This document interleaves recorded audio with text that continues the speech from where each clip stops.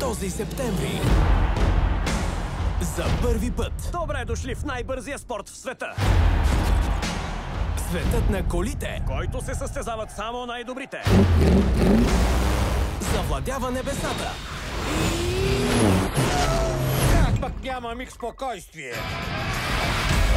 За първи път ще участва и селско-стопанско самолетче. Те ще го издухат. Дъсти, твоите съперници са най-добрите в света. Има само един проблем. Страхувам се от високо. Самолетчето има нужда от помощ. Да. Не е важно колко бързо летиш, а как летиш бързо. Можеш да летиш по-високо, отколкото мислиш. Страхоте! Готов е! Самолетите пристигат. Вижте, ето това е Ръсти. Дъсти Кропхопър. Момче от се. От всички краища на света. Еха! Ти поток ли си? Дръж го! Обикновено ми викат Ишани. Аз съм Ел Чупакабра. Ще имаме много приключения. Ще се смеем. Ще плачем. Ще танцуваме. Може би не един с друг. Нека нищо не отвлича вниманието ти.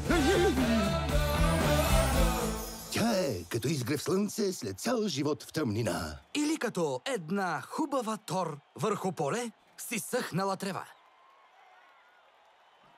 Тази работа не е за теб. Данки, че представяш малки самолети. Но ти си кола. Доста объркана личност. Новият филм на Дисни. Смяташ, че можеш да ме победиш?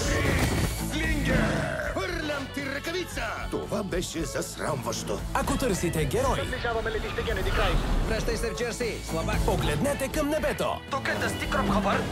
Попаднах в буря! Падам!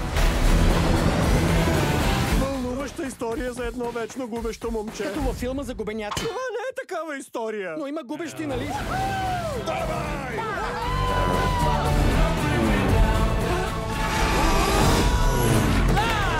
Какво? Олеле, така не бива. Самолети.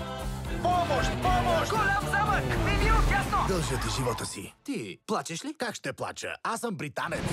В кината от 6 септември.